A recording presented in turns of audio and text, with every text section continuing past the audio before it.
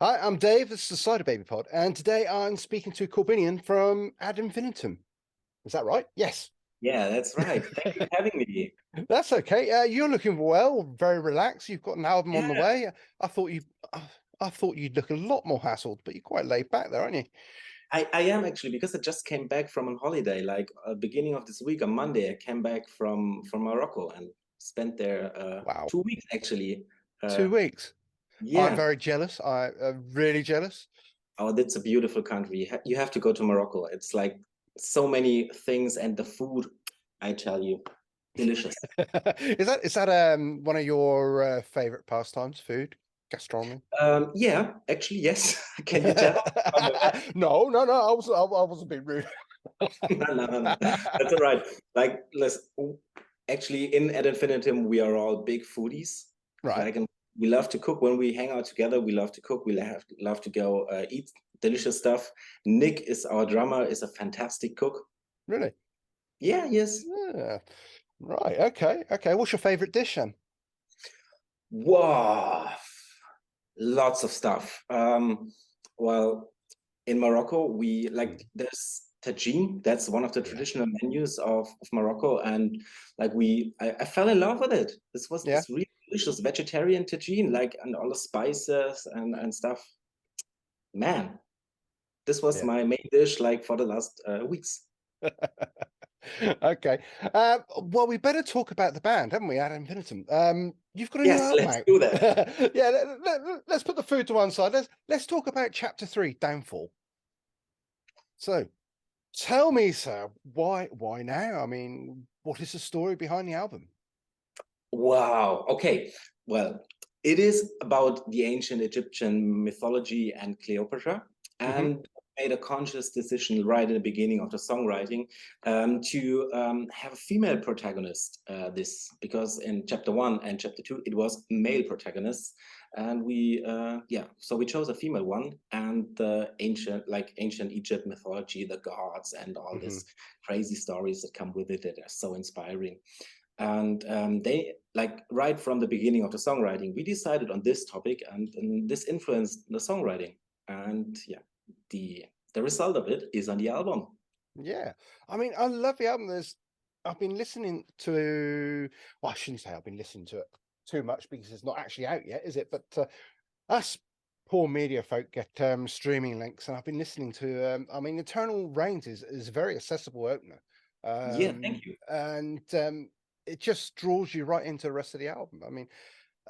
I'm looking at it, Seth, you definitely got that Middle Eastern flavor to the writing and the song, and that's something I love. I mean, you see, like the picture behind me is the Dio poster. I'm a big Dio fan. I think uh, one of the well, no, my favorite album is Last in Line, and you've got that song at the end, Egypt, yeah. and that's always been my favorite point in history as well.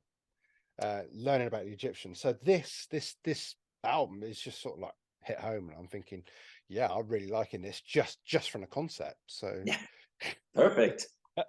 I mean, the Underworld is probably my favorite track on the album. Tell Oh, me about that one. well, okay. It is, well, it is one of what do you want to know about it? It's one I of don't know. What can you tell me? um No, I mean, you've got quite a range of vocals there, from clean and coarse yes. vocals, and Yeah, that's it very, is one very of the good. more with the more growling parts of it. Like Mm, Melissa is known, one of the things that she's known for is her growling. And on this song, there's a lot of growling and a lot of fast growling to be precise. And yeah, well, I think on the singles that we released so far, people always complain there's not enough growls on it. So Underworld might be the song for them. mm. Um, and yeah, the album is dropping tomorrow, but I already saw on Instagram that some people who ordered or pre-ordered the album, they already received it today. So you actually some people, I love the Underworld, Yeah.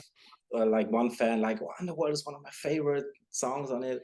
Yeah, Okay. I can totally understand that, and yeah, but there are some other great songs on it too. Okay. What songs do you particularly like? What songs stand out for you? Okay, like I have like two favorites, or Mhm.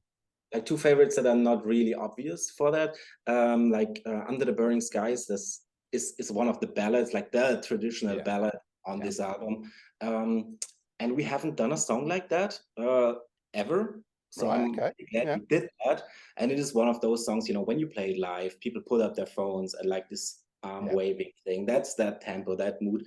Um, I was so surprised and so happy how that song turned out to be, and especially when we were at Jacob Hansen's place at the studio when we mixed the song. He mixed the song. We were there and listened to him mixing, and this song gave me instant goosebumps and was like, yeah, this person for me is one of the favorites. I tried to push it as a single, but the other Right. one said, label and management said, nah, maybe not as a singer, but for me, it's one of my personal favorites on this album.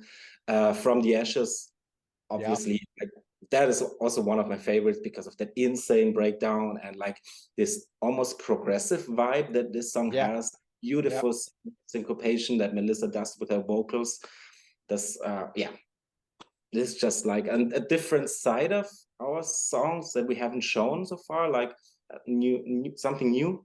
Yes. And we were really glad how like that people liked it, actually. Like people liked this new, a little bit more proggy side of us. Yes. um I mean, it is different from the first two albums. Not just in conceptual wise. The sound itself is quite different. It's quite unique. It's like you found your feet, and yeah, we have the same feeling. And also, like, I'm always saying this, but like because of the pandemic, mm, we could not really meet for the songwriting for chapter 2. But right. this time, because there was less restrictions because of the pandemic, we could meet for songwriting. We already had some demos, but then we just rented an Airbnb in the middle of nowhere in Germany and just met and Yeah. wrote some songs together, worked on some songs. And this had a big influence in it because it feels like it is even more us, like, because Mm, for the internet, you can only express so much and you can work really well together, surprisingly well. But there's nothing that is better than actually being together in a room and being creative together. yeah. That was Absolutely. definitely a big thing for us, and we're really happy we can like do that again and play live for people, with people together. Yeah. Are you touring? I mean, have you got a tour plan? Yeah, we have tours planned. Um, now we have some festivals coming up in the summer, and we are planning on tours Hmm. in the autumn. And for next year, I think very soon, or soon, we will announce what we will do in the autumn. Yeah, it's just like we are on the finishing touches together with Yeah. our booking agent Yeah. to Don't worry. I put don't want you to everything spoil together. the surprise, so it's fine. um, I mean, going back to your sound though, it's quite unique. I mean, I know we've touched on the actual premise of the album, you know, the Cleopatra and Middle Eastern flavor to it, but also like you said, it's very progressive, but it's also very modern progressive. Does that make sense? And I'm also hearing, well, I hate to say pop influences, but I could play this to a metal crowd and they'd love it. And Mm, I could play this to a pop crowd and say, and they wouldn't walk out of the room. They'd pick up their ears and listen to the actual melodies and the riffs. And I mm. think, you know, it's a very good crossover as well. So Thank you. Yeah, we try to do that because we want like to appeal to a lot of people, obviously. mm, If you strip down a good song, and like with Ronnie James Dio songs, you can do the same. If you mm, strip all the metal, the loud guitars, the banging drums from it, it's still a good song that you can play on an acoustic guitar and sing. And if yeah, that song works just with the acoustic guitar and singing, that's just a good song, and it no matter what the genre is. And mm, I think people will always appreciate it. So we try to do that. We try our best to um, write good songs and then just have massive drums and loud big guitars on it. And yeah, and about that modern part, because Adrian is using an 8-string guitar, that makes okay, it right, that makes it very low, like the mm, guitar tuning is very low and very modern. And I think we are one of the only symphonic metal bands that are doing this.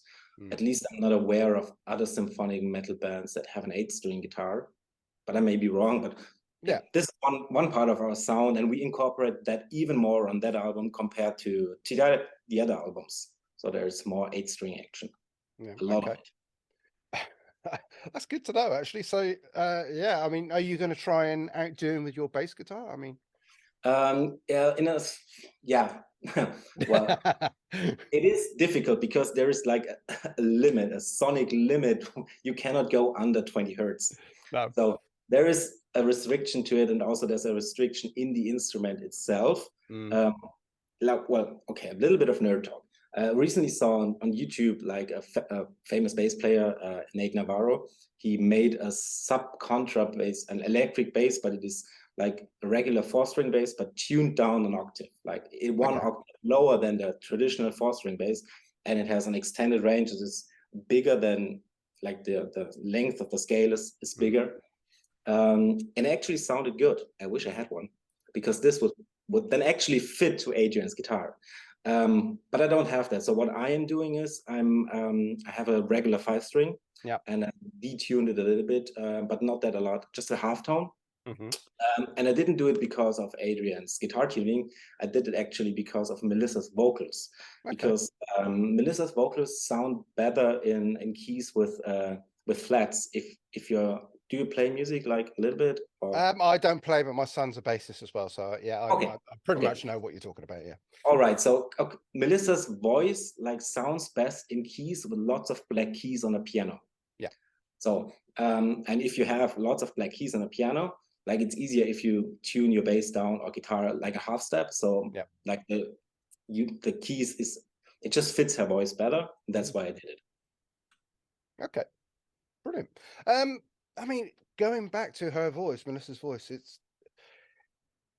I mean, we know Ginger and bands like that, but it is so refreshing to hear a female fronted band that can hit some notes really powerfully with very coarse singing and growling singing, and then just switch just like that on a turn of a penny to clean vocals, which is just brilliant.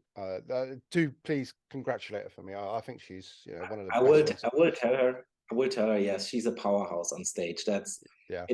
She's just, apart from being a great human being and a very good friend, she's also an incredible singer and a powerhouse on stage. And it's just a blessing to have this great band around me and to share the stage with them. And it's just it's a dream come true. It's like sometimes I pinch myself, and like when we were on tour last autumn together with Amaranth and Beyond the Black, like that was great. Like there was like 2,000 people or more, and they were like sometimes even knowing the lyrics to our songs. And I was like, damn, this is so cool.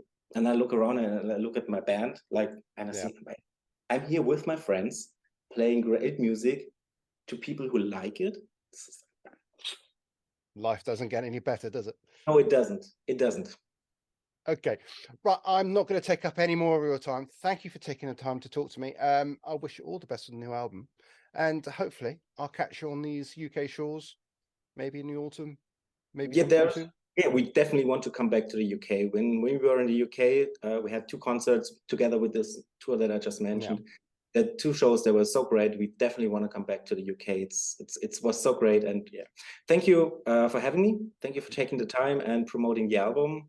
And thanks. And thanks for everybody who listens to our music and comes to the concerts. And we will, let's have a great time on the next concert. It's okay. Downfall's out tomorrow, yes? 31st of March. Yes, tomorrow, the album comes out, and Eternal Reigns as a single with a video. Ooh. Right, brilliant. Thank you for your time, Korbinian. Thank you. Have a great day.